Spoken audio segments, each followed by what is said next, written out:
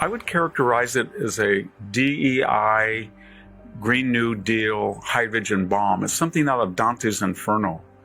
And what I mean by that is it's a systems breakdown, a civilizational collapse.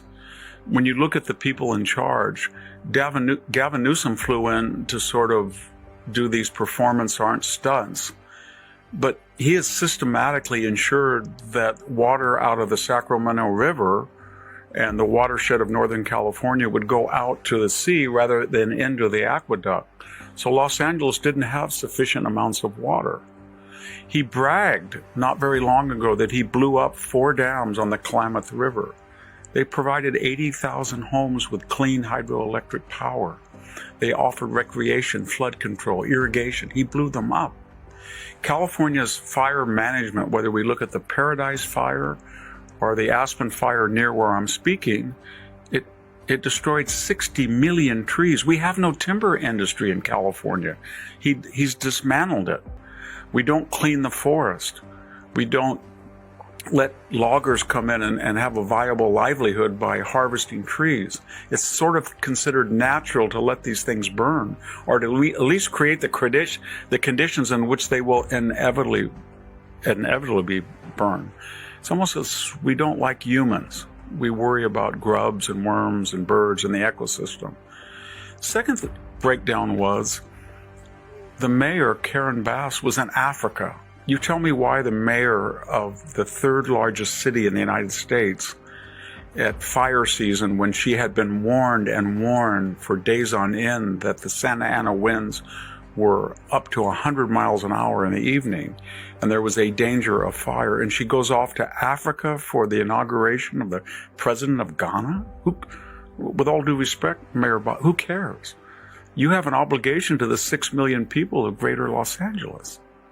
So, and then we have the fire chief. All I do care is her emphases.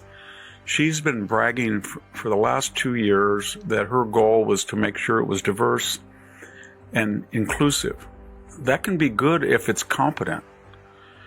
But when you announce that 70% of your hiring will not be meritocratic, but will be based on diversity, equity, inclusion, then you're not putting the interest of your constituents first. There wasn't enough water pressure in Pacific Palisades. Pacific Palisades is not where I live. It's one of the wealthiest, most exclusive neighborhoods in the United States. If they don't have water, then no one's going to get water, believe me. There's not enough insurance. There were famous actors that didn't have insurance. Why? Because this industry is overregulated. It's fraught with people who make fraudulent claims, and the insurance industry knows that California is hostile to it, but more importantly, that it will never clean up its forest or take preventive, time-tried, ancient protocols to lessen the dangers of fire. And so put it all together, whether it's a deliberate policy to not store water, not preserve water. Last year was one of the wettest years that we've had. We've had 3 out of the last 4 years have been very, very wet. We had a huge snowpack. We had rivers that were running in 19th century fashion, but out to the sea to save the Delta smelt. So it was a total systems collapse, from the idea of not spending money on irrigation, storage, water, fire prevention and forest management, a viable insurance industry, a DEI hierarchy. You put it all together, and it's something like a DEI Green New Deal. Gavin Newsom was fiddling. He's almost Nero Newsom. And this has been something that is just unimaginable, this systems breakdown. And to finish, what we're seeing in California is a state with 40 million people. And yet the people who run it feel that it should return to a 19th century pastoral condition.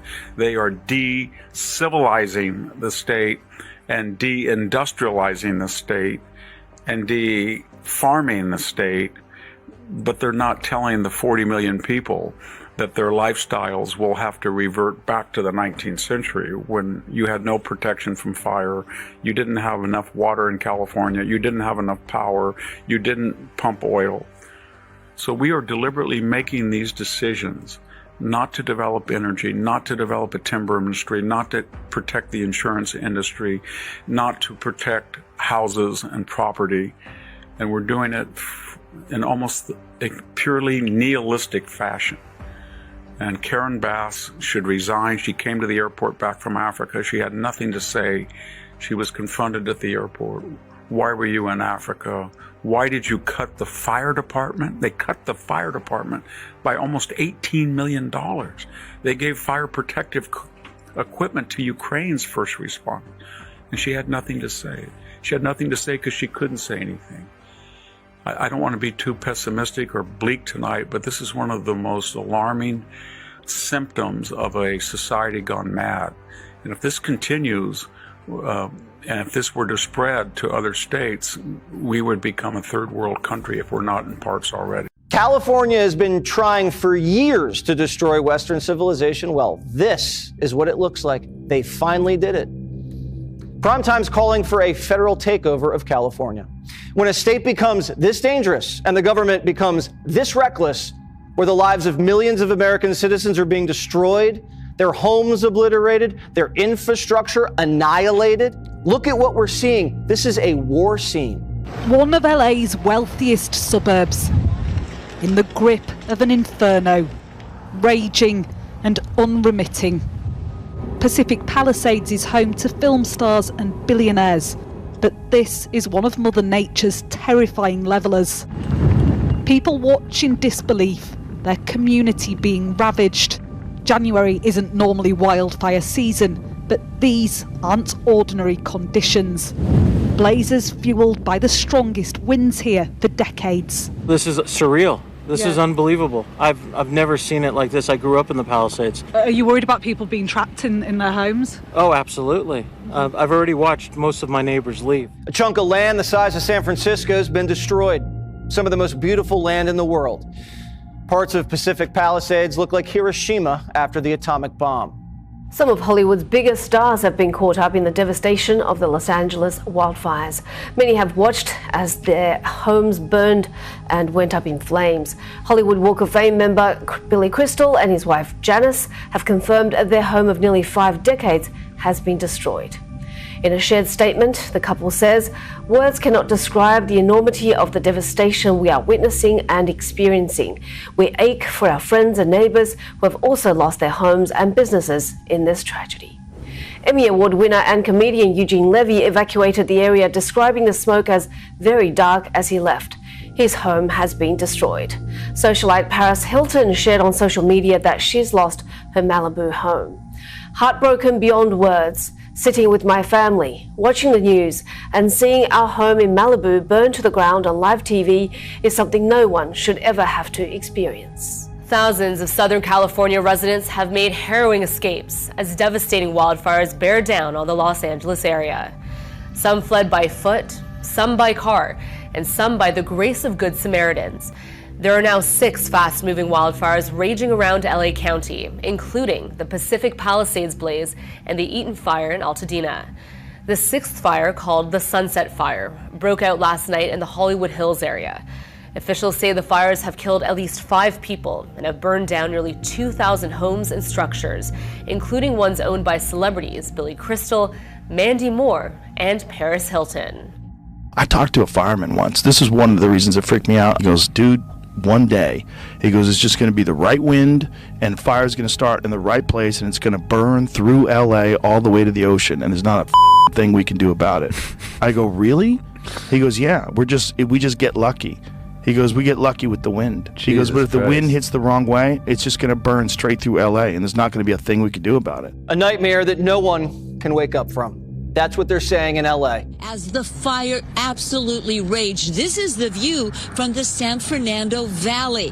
This is what residents saw last night as mandatory evacuation orders were issued and folks in the Encino neighborhood south of Ventura Boulevard rushed to get out of their homes. The hills above Sherman Oaks, Encino, and Tarzana lit up with fire as that Palisades fire made its way to the ridge and began threatening homes on the other side side again of Pacific Palisades. The aerial firefight we saw was intense. At one point, LA City Fire and assisting agencies had 10 water-dropping choppers and planes in the air, putting everything they had on this fire to stop it from moving into yet another densely packed residential area. Evacuation orders again were immediately issued, forcing thousands of people from their home. We saw them coming down Havenhurst, down Balboa, getting out of the area. Many of those folks this morning, including friends of ours, are staying in hotels and with family members. Evacuation centers have also been opened in the San Fernando Valley as the fire continues to spread.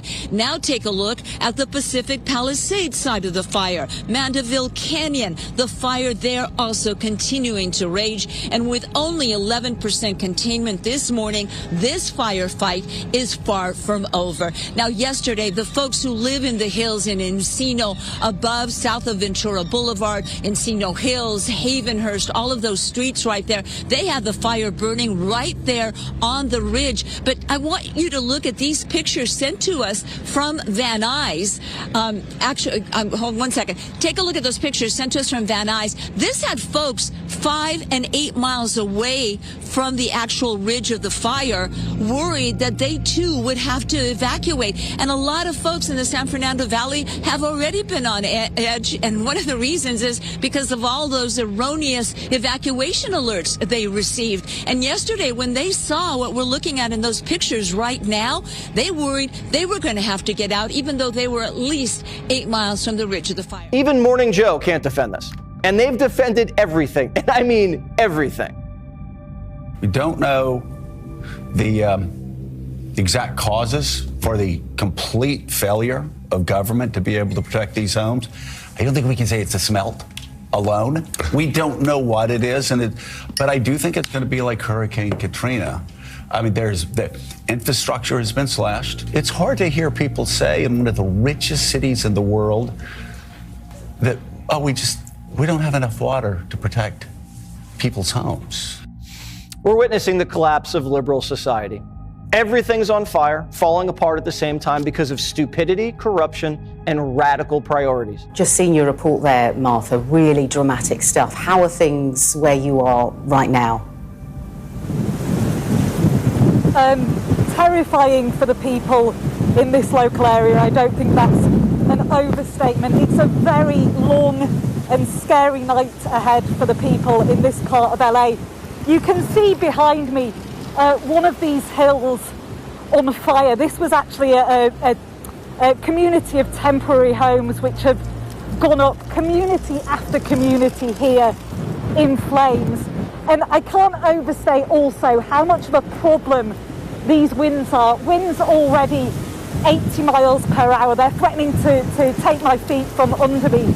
And they're expected to get even stronger in the coming hours, up to 100 miles per hour. And that's a problem because it means that these embers that you see, they may possibly spread and make another larger fire in these areas. So it is a very, very uncertain time, uncertain, scary hours ahead. 30,000 people have already been ordered to evacuate. It's so big, it's so red. My thoughts and prayers are with everyone tonight. I'm really praying this stops soon. I have never seen flames from my house like this, ever. This is insanity.